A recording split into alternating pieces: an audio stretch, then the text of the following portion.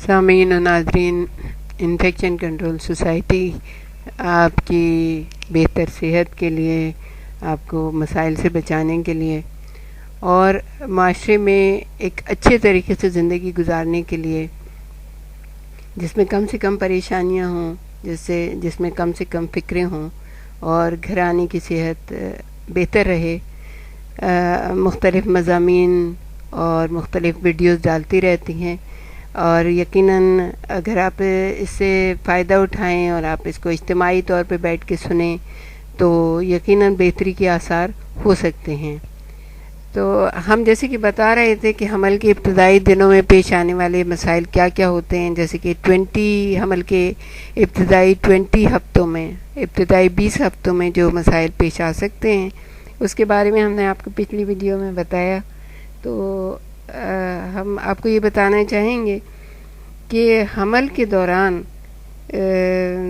جو خون کا اخراج ہے، جیسے کہ بلیڈنگ ہو جاتی ہے، وہ ایک غیر معمولی صورتحال ہوتی ہے جس سے مائیں بہت زیادہ پریشان ہو جاتی ہیں، خصوصاً وہ مائیں جن کا بچہ پہلے بھی ضائع ہو چکا ہوتا ہے۔ اگر پہلے ایبارشن ہو چکا ہے یا مس کیریج ہو چکا ہے اگر پہلے، تو مائیں بہت زیادہ پریشان ہو جاتی ہیں اگر ان کا اس حمل میں بھی اگر ان کا بلیڈنگ شروع ہو جائے۔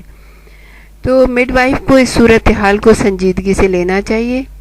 اگر خاتون یہ بتائیں کہ اسے اکثر بلیڈنگ ہوتی ہے تو یہ دیکھنا ضروری ہے کہ بلیڈنگ کب ہوئی تھی اور کتنی ہوئی تھی، یعنی کون سے ہفتے میں ہوئی تھی اور کتنے اماؤنٹ کی ہوئی تھی، کتنی زیادہ ہوئی تھی، کتنا آیا تھا اور اس کا رنگ کیسا تھا، اور کیا اس کے ساتھ بلیڈنگ کے ساتھ درد بھی ہو رہا تھا یا وہ بغیر درد کی بلیڈنگ تھی۔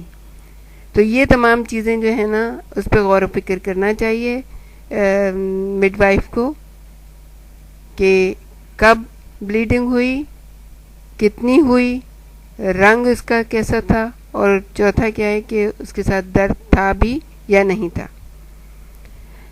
بچے کی حالت کے تجزیے کا دار و مدار حمل پر ہوتا ہے۔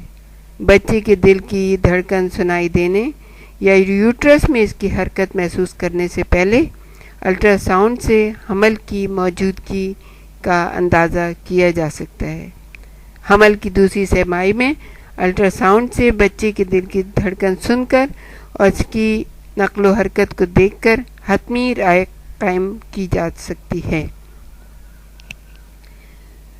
اب یہ ہے کہ حمل قرار پانے کے وقت بلیڈنگ جو ہوتی ہے اکثر جب فیٹس کی خوراک کی جھلی یوٹرس کے استر میں سے راستہ بناتی ہے اور فیٹس اپنی جگہ بناتا ہے تو ماں کے جسم سے تھوڑا سا خون ضائع ہوتا ہے، چونکہ اس کا وقت تقریباً وہی ہوتا ہے جو ڈیز آف دا منتھ کا ہوتا ہے، یعنی ماہواری کا ہوتی ہے۔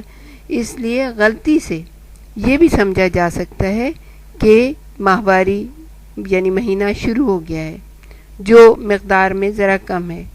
تاہم بچے کی ولادت کی تاریخ کا حساب ماہواری کے دنوں سے کیا جائے تو پھر اس کی اہمیت بڑھ جاتی ہے۔ دوسرا یہ ہے کہ سروکس کا الٹنا، اس کیفیت کو عام طور پر سروکس کا زخم کہا جاتا ہے۔ سروکس کی دیوار یا جھلی کے ساتھ خاص قسم کے سیل پائے جاتے ہیں جن کا رخ عمودی یا اوپر کی طرف ہوتا ہے، اوپر سے نیچے کی طرف ہوتا ہے، اور یہ بیرونی حصوں تک پہنچتے ہیں۔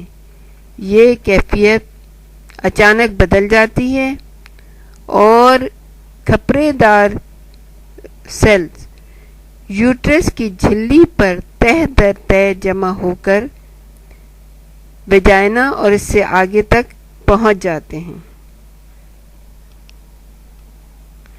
ایسٹروجن کی موجودگی سے یہ خلیے یعنی یہ سیل زیادہ تیزی سے بڑھتے ہیں اور یوٹرس کی دیوار سے آگے اس حصے تک پہنچ جاتے ہیں جہاں سروکس اور ویجائنا ملتے ہیں.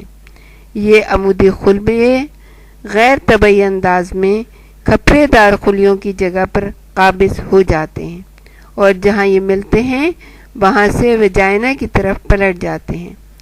الٹ پلٹ کا یہ عمل در حقیقت زمانہ حمل میں واقع ہونے والے ہارمون کی تبدیلی کا نتیجہ ہوتا ہے.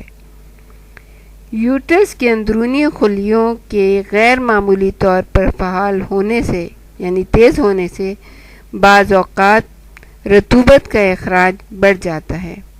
چونکہ یہ خلیے رگوں کی طرح ہوتے ہیں اس لیے کبھی کبھی ان سے بلیڈنگ بھی شروع ہو سکتی ہے یا اچانک بلیڈنگ جاری ہو سکتی ہے.